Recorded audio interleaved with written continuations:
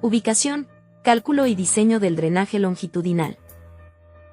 Para ubicar las obras de drenaje en nuestro proyecto fue necesario observar las secciones de construcción, el perfil del terreno y el perfil del eje del trazo de la carretera, horizontal y verticalmente.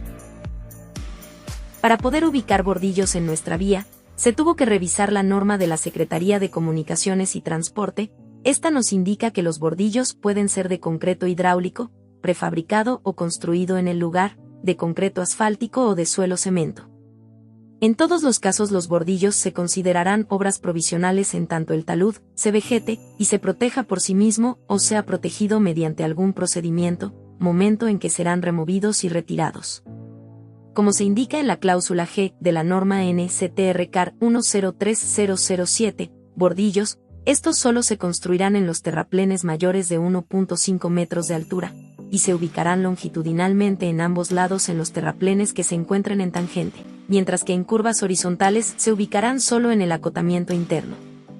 Los bordillos se colocarán en el lado exterior del acotamiento y a una distancia de 20 centímetros del hombro del camino. No se construirán bordillos y lavaderos en tramos de carretera con pendiente longitudinal igual que 0,5% o menor. Para ubicar lavaderos en nuestro proyecto será en base a lo siguiente. La descarga a los lavaderos será en los sitios en que los bordillos ya no tengan capacidad para retener el gasto de diseño sin ser sobrepasados por el agua. Ello será definido en el análisis hidráulico por medio de la fórmula de Manning. El gasto de diseño de los bordillos se obtendrá con el análisis hidrológico, considerando que el área de aportación será la corona de la carretera, de acuerdo con las siguientes situaciones. En tramos en tangente, el parteaguas del área de aportación será el eje de la carretera si esta es de 2 carriles o si es de más de 2 carriles en terraplén, con camellón amplio, ver figura 2. B. En tramos en tangente con más de 2 carriles, separados por un camellón angosto o barrera central, o en tramos curvos, el parteaguas será el hombro opuesto al de los bordillos. Con el fin de evitar en lo posible el así o aplaneo, cuando se trate de tramos en tangente, el tirante en el sitio en que pasa la llanta más cercana al bordillo será de la magnitud que se señala a continuación. Si se trata de una carretera de 2 carriles con un ancho de acotamiento de 0.5 metros, el tirante en el sitio en que pasa la llanta más cercana al bordillo será de 0.01 metros como máximo, lo que significa que el tirante máximo en el bordillo será de 0.033 metros. Si la carretera es de 2 carriles con un ancho de acotamiento de 1 metro, el tirante en el sitio en que pasa la llanta más cercana al bordillo será también de 0.01 metros como máximo, con lo que el tirante máximo en el bordillo será de 0.043 metros. Si la carretera es de 2 carriles con un ancho de acotamiento de 2.5 metros, o si es de 2 o más carriles en un solo sentido, con un ancho de acotamiento de 2.5 metros, el tirante en el sitio en que pasa la llanta más cercana al bordillo, será de 0.005 metros como máximo, lo que significa que el tirante máximo del bordillo será de 0.068 metros. Los tirantes máximos en los bordillos son útiles para determinar su capacidad hidráulica, misma que sirve para definir la separación que requiere haber entre lavaderos contiguos.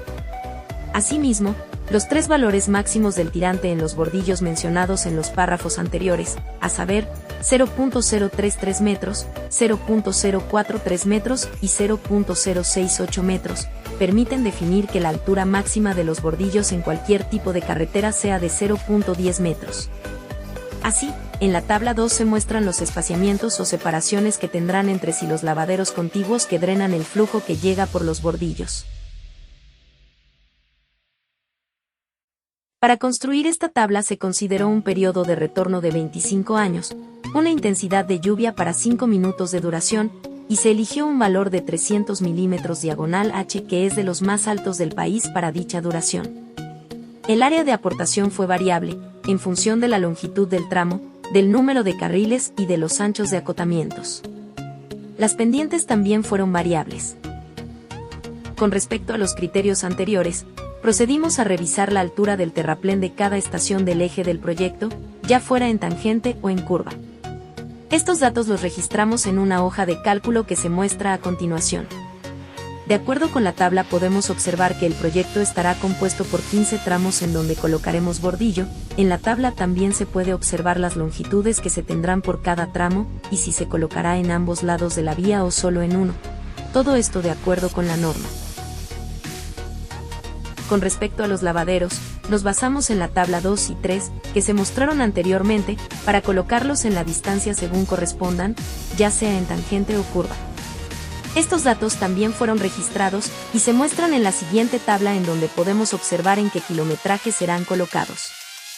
Cabe destacar que hubo 2 tramos que fueron mixtos, esto significa que tendremos bordillo en tangente, así como en curva.